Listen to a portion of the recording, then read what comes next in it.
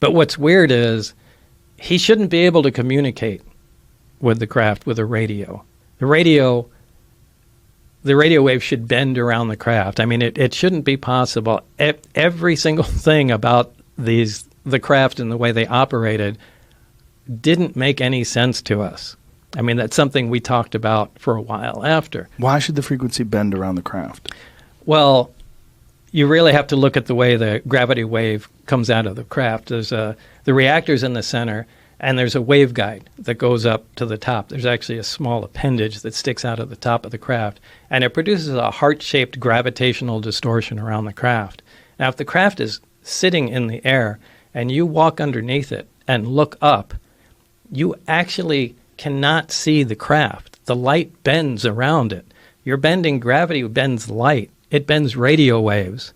It shouldn't be possible to communicate with a craft that has an envelope around it that's distorting all forms of energy. But they were apparently in contact with it. Somehow or another, so through some unexplained way that they didn't bother explaining to you. Mm-hmm. So this thing gets up, it just does some very simple maneuvers, left, right, goes down.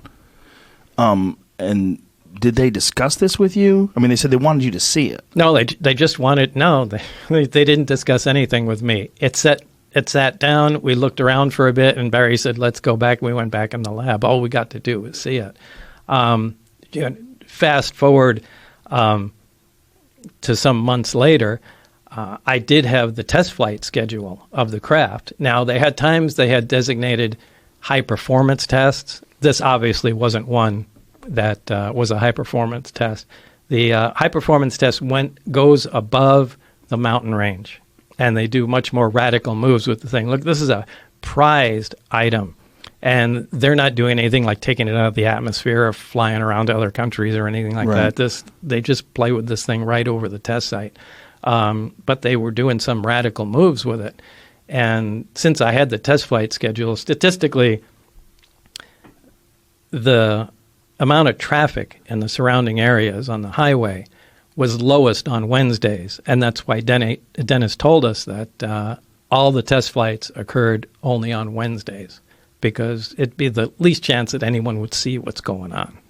And this was before the government had expanded the forbidden territory around Area 51 and Papoose Lake and all that stuff, right? Yeah, I think that occurred after my story came out. Then people started going up on the mountaintops and trying to look down into there, and they kind of freaked out and then did the land grab and pushed everybody back.